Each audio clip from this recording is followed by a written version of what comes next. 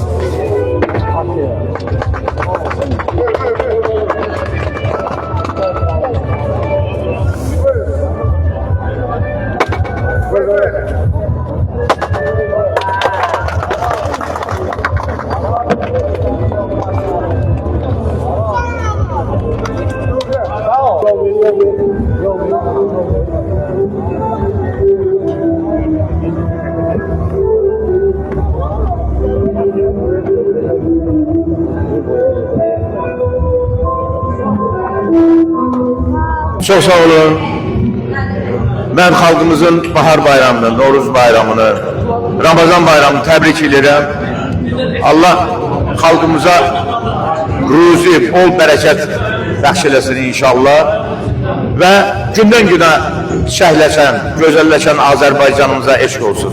Yaşasın Azərbaycanımız, Qarabağ Azərbaycan. Mən də Elşad müəllimin mənim üçün böyük sənətkar, illərin sənətkarı, bu sənət yolunda saç ağartmış, yaxşı sənətkardır, ədəbli ərkanlı, həm də ağsaqqallıq eləməyi də, baxmayın, saçı qaradır, ağsaqqallıq eləməyi də bacar, böyləyir.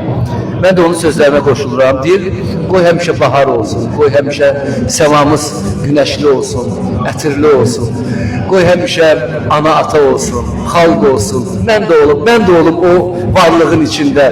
Yurdumuza yaz gəlir, qoy barışsın ki senle talih size yar olsun. Sevilenler, sevenler şeker bura baklava bezek verir kolçaya. Baharın mevsididir el olmaya. Kızlar elinde hınar eksileyir yan yana. Bahar necə yaraşır Azərbaycana. Mən də öz məqamımda Azərbaycanımızı, dövlətimizi, millətimizi bu əziz bayram günü münasibətilə təbrik edirəm. Allah millətimizə, dövlətimizə həmişə belə İrəvan bayramlar qismət eləsin. Həmişə olduğu kimi millətimiz, dövlətimiz, bayrağımız uca olsun. Mən sizin bu efir vasitəsilə təşəkkür edirəm bu bayramın təşkilatçısına, Kürdəmir rayon icra hakimiyyətinə, mədəniyyət evinə, yəni mədəniyyət nazirə bizi də dəvət edir. Mən də çox şad oldum ki, bu gözəl bayrama mən də qatıldım. Eşq olsun, Allah sizləri qorusun.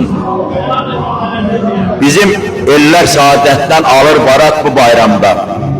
Həyatı şən, üzü gülər, ürəyi şad bu bayramda. Rəhbərimiz ellər, bilin, qayğısına qalır elin.